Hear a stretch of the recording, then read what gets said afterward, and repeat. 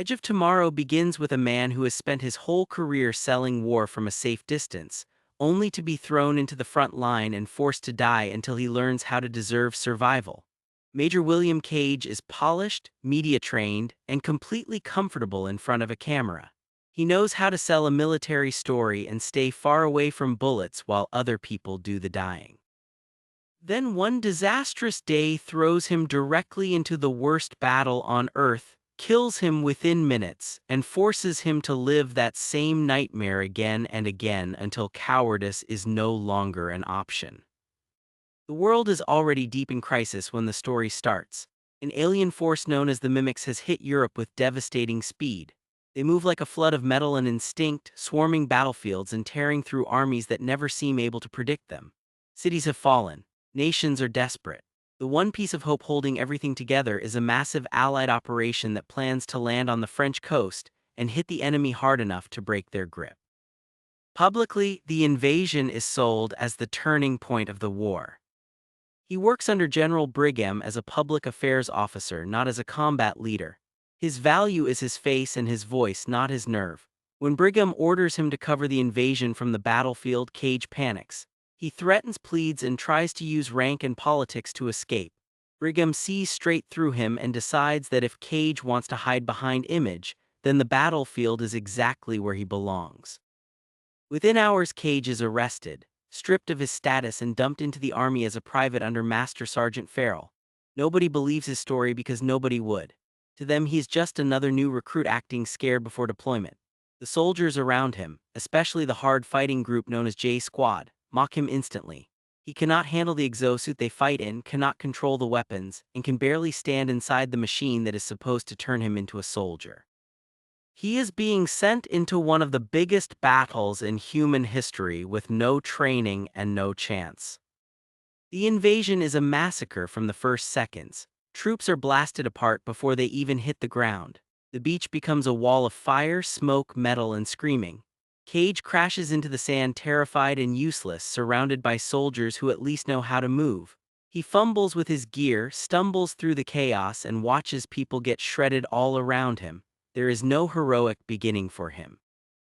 He survives by accident for a few moments, then kills a strange blue mimic only by blind luck. Covered in its blood, he is almost immediately blown apart himself. Then he wakes up.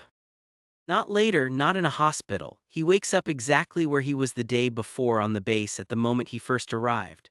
At first it feels like insanity. He knows what is about to happen because he has already lived it. He knows every word the men around him are about to say. He knows where Farrell will kick him, where the dropship will take him, where people will die. But no matter what he says, nobody believes him. The day keeps moving forward the same way, and once again he is sent to the beach. He dies again.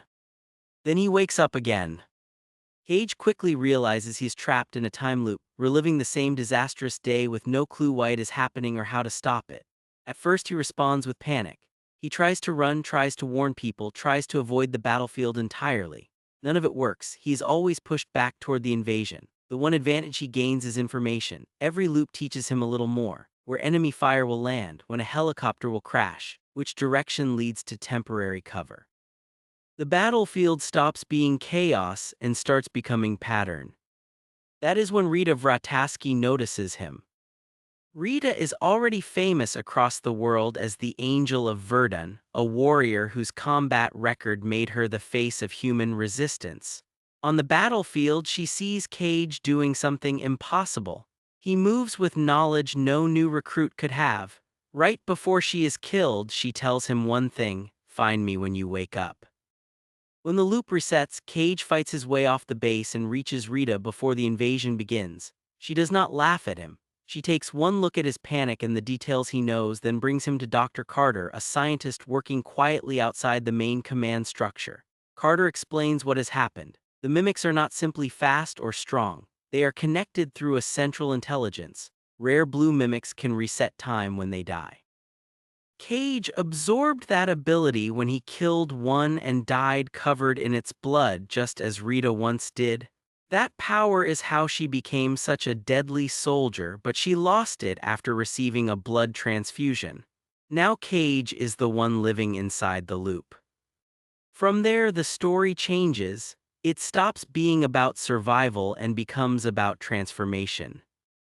Rita starts training Cage, and the training is brutal. Every loop becomes practice, failure, injury, death, and reset.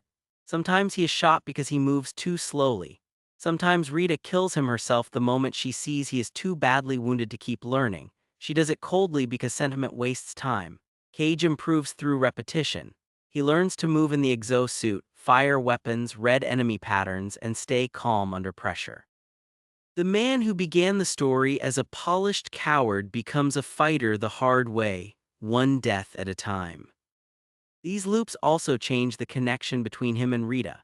At first she treats him like a tool, a replacement for the power she lost. But as he keeps returning, keeps trying, and keeps suffering through hundreds of impossible days, something shifts.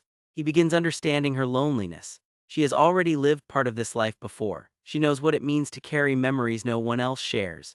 He becomes the only person who can stand beside her inside that isolation.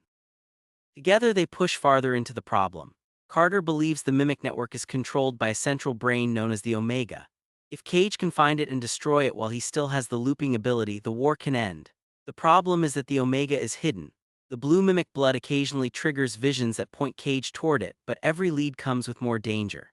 Rita and Cage run operation after operation, dying and restarting, trying to get closer. The middle of the film becomes a mix of action and exhaustion. Cage gets so good that he starts moving through the beach assault like a ghost who already knows every bullet. He saves members of J's squad. He maneuvers through explosions with impossible timing. He becomes the kind of soldier everyone around him would admire, except no one remembers any of it when the day resets. Only Rita sees the accumulation. But improvement does not solve the larger problem. Every time they get close to a breakthrough, the future changes just enough to kill them. They follow clues to a farm where an alpha is waiting. They chase visions triggered by the mimic blood. They try different routes through the city and battlefield. Over time, Cage begins to understand something cruel about the loop. Winning the beach may not matter at all. The invasion itself could be a trap designed to draw humanity into disaster while the real center of the enemy remains hidden elsewhere. Eventually, Cage and Rita believe they have found the Omega in Germany. They launch a desperate mission toward it, fighting through battlefield after battlefield with the kind of confidence only endless failure can create. But when they finally arrive, the target is not there. It is a decoy. Worse, Cage is severely wounded and receives a blood transfusion. In one instant, he loses the looping ability. Now the story becomes truly mortal. Up until this point, death always meant reset. Before losing the power completely, Cage has one last vision. The Omega is not in Germany at all. It is in Paris, hidden beneath the Louvre. That gives them one final target but no extra chances to reach it. Brigham will not trust their story, so Cage and Rita have to go rogue. They pull J Squad into a mission they barely understand and head toward Paris with whatever equipment and courage they can steal. For Cage, this last march is different from everything before it, because for the first time he cannot rely on repetition to correct his mistakes. Everything he learned now has to matter in one straight line. Along the way, the emotional weight of what he feels for Rita finally rises to the surface.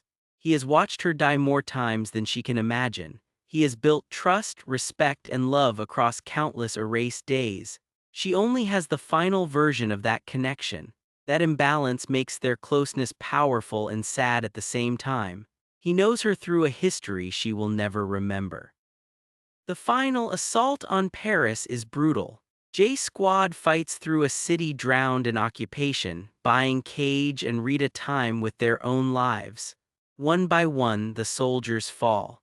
The mission narrows until it becomes just Cage and Rita pushing through the flooded ruins of the Louvre toward the hidden Omega. Then Rita is mortally wounded. She holds back the mimics and forces Cage to move without her because stopping to save her would mean losing everything.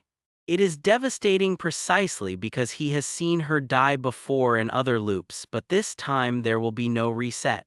He leaves her only because the future depends on it. Cage reaches the Omega, but an Alpha attacks him before he can finish the job. In the struggle, he is impaled and dying. With no other option left, he drops grenades into the Omega and detonates them as the alien system tears him apart.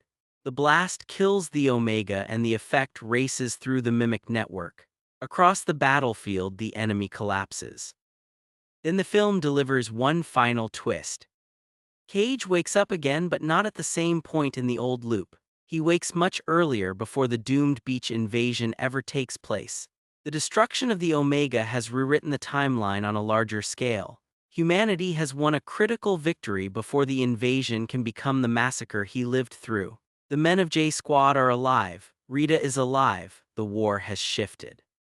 But only Cage remembers what it cost. He walks through the base seeing people who should be dead, carrying a history that belongs to him alone.